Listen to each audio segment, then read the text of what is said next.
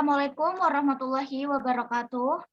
Waalaikumsalam warahmatullahi wabarakatuh. Perkenalkan, kami dari kelompok 6 yang beranggotakan saya, Adile Syafina. Saya Wisnu Faridandoko. Saya Firasa Safina. Saya Ilmi Naufal. Dan saya Riki Andre. Di sini kami akan membahas tentang korupsi, kolusi, dan nepotisme. Oke. KKN merupakan gabungan singkatan dari korupsi, kolusi, dan nepotisme.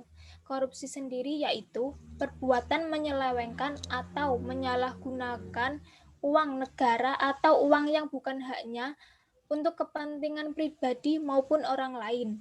Sedangkan kolusi adalah kerjasama secara rahasia, ilegal, dan melanggar hukum hanya untuk mendapatkan keuntungan dari para pelakunya.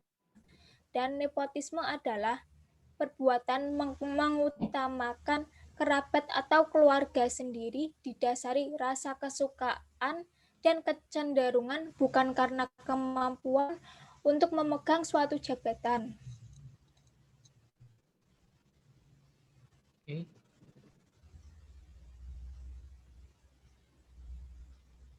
Langsung ke soalnya aja, Mas. Oke, langsung ke soal ya. Menurut kalian nih, KKN tuh merusak identitas negara secara langsung nggak sih?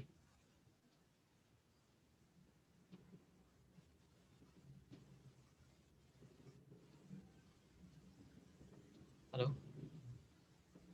Ya, Wisnu. Sorry. Kalau menurut saya, KKN itu merusak negara, identitas nasional negara kita. Karena jika Indonesia dikenal dengan negara yang korup, maka negara lain mungkin tidak akan mau menginvestasikan dananya untuk pembangunan di Indonesia. Dan jika itu terjadi, maka akan terjadi gangguan ketahanan ekonomi di Indonesia. Mungkin itu saja menurut saya.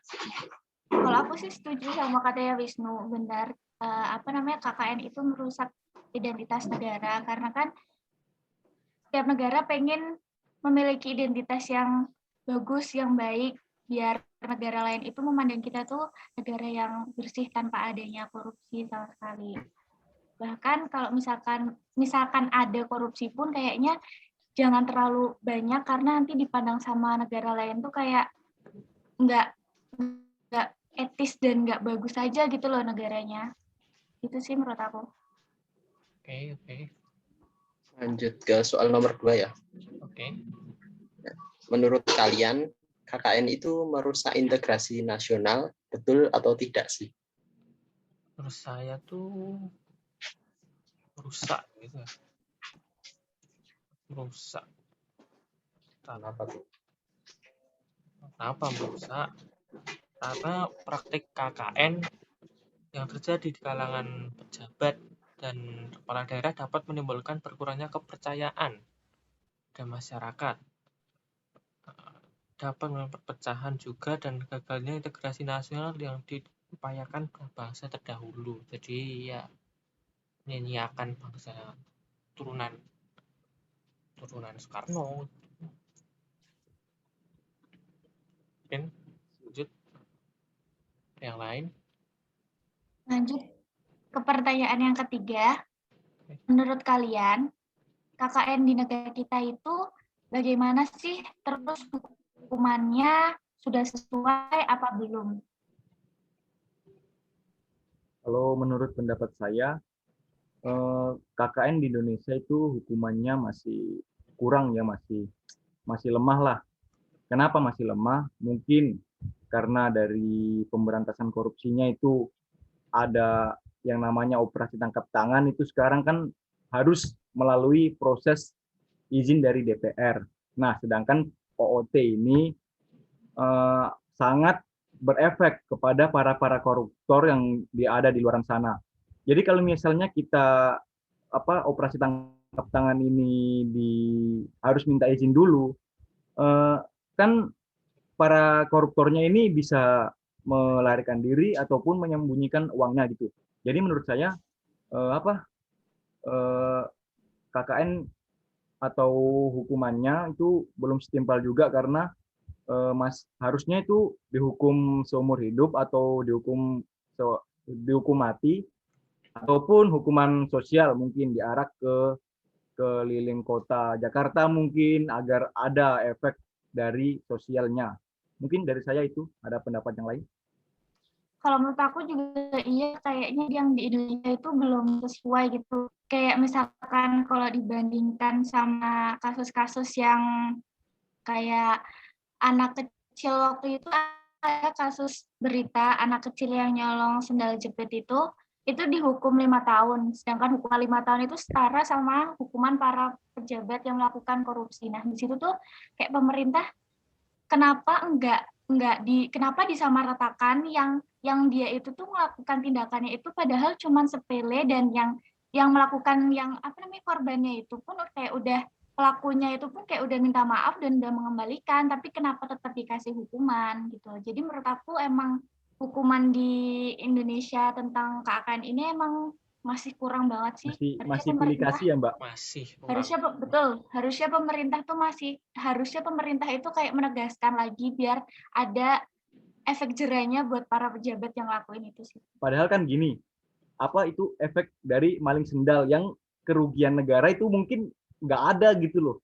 Padahal yang korupsi ini kerugian negara itu bahkan bermiliar-miliar ataupun bertriliunan. Kenapa harus dihukum nggak setimpal dengan hukumannya begitu? Betul, aku setuju banget sih. Dan di penjara pun yang korupsi itu ya bagus-bagus gitu loh. Jadinya ya nggak sesuai kan.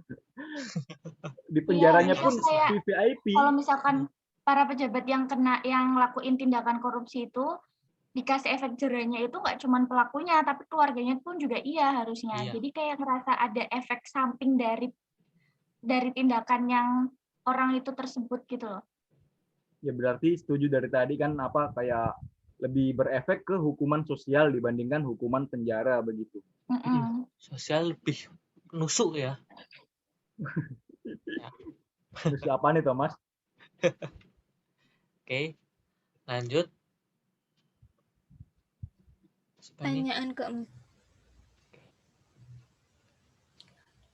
Pertanyaan keempat, apakah kalian setuju apabila KKN merajalela di Indonesia terus merusak ketahanan negara?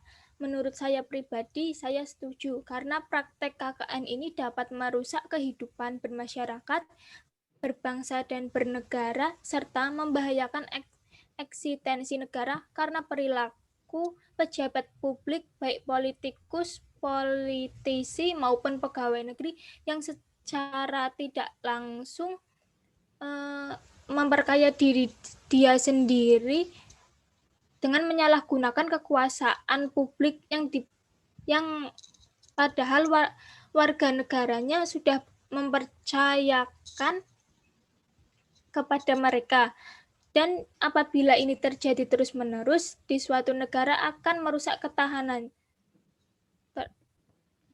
Artinya dengan perbuatan korupsi ini telah merampas terhadap hak-hak masyarakat atas hak ekonomi, sosial, dan budaya itu juga melanggar hak asasi manusia.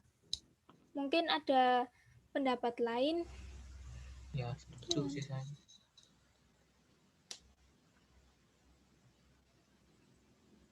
Ada pendapat lain? Mungkin itu jawabannya udah mencukup keseluruhan sih, Mbak. Cukup sih ya. Udah mencakup semuanya. Udah mencakup semua itu. Ya apabila Pertanyaan selanjutnya nih. Sebagai warga negara Indonesia nih, strategi apa yang untuk bisa meminimalisir KKN yang ada di Indonesia menurut pendapat kalian masing-masing?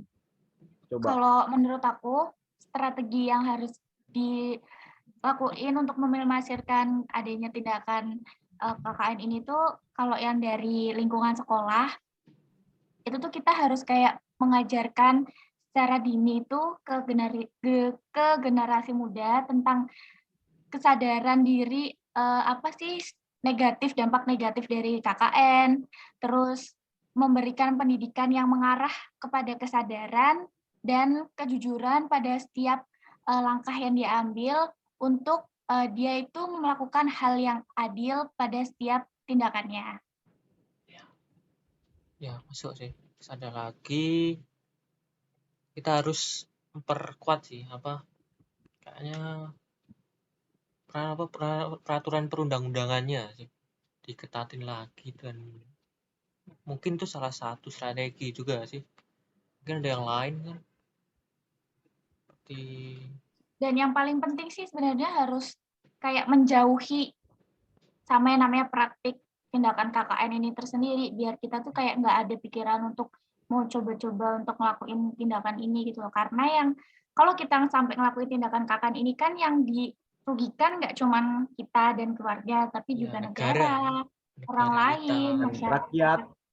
rakyat Mm-mm, yang betul. kurang mampu mungkin diambil Mungkin haknya ini oleh sebenarnya para pejabat-pejabat. pelaku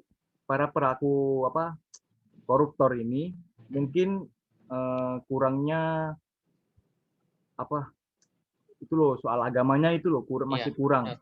Kalau misalnya agamanya kuat mungkin nggak sampai segitunya merugikan. Itu apalagi korupsi kan namanya korupsi itu kan merugikan orang banyak tentunya. Ya, Dan kalau misalnya di agama pun, agama kita contohnya Islam kan merugikan orang lain itu kan dosanya juga nggak kecil gitu loh.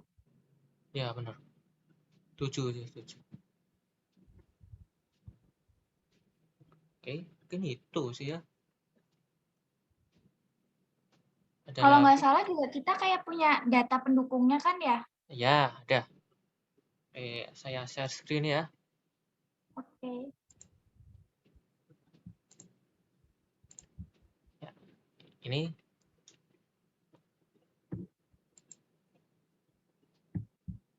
mungkin Mas Riki bisa menjelaskan.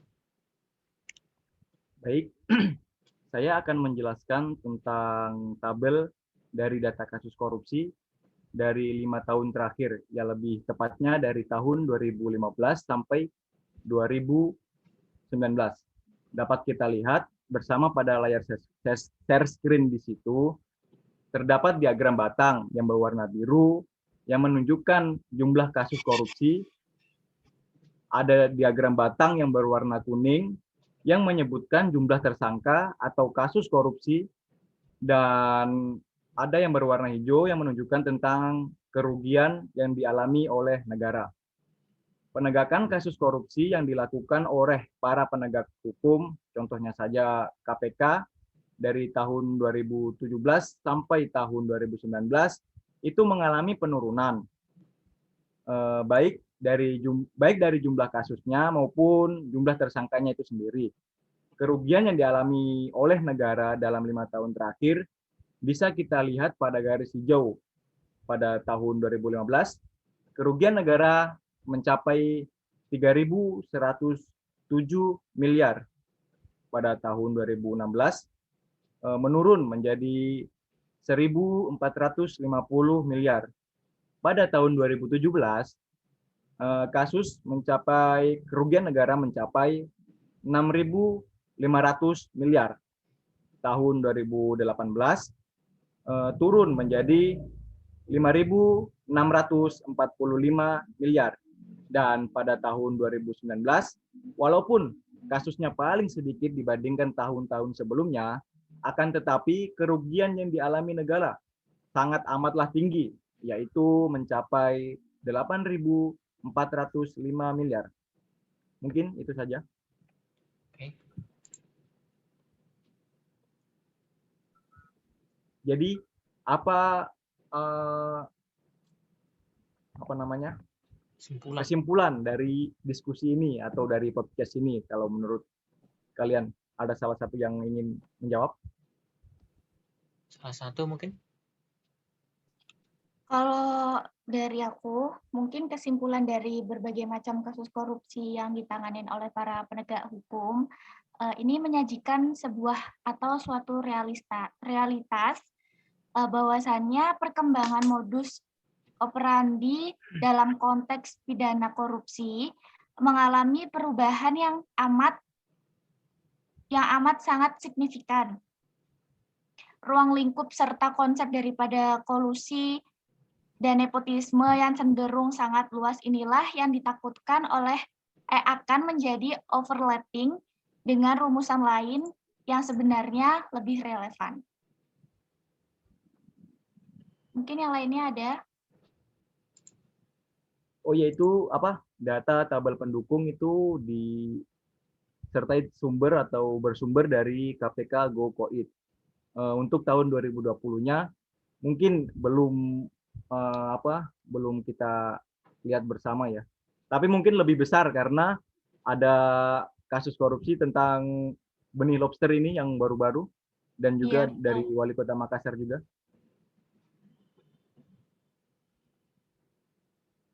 Mungkin cukup sekian atau gimana?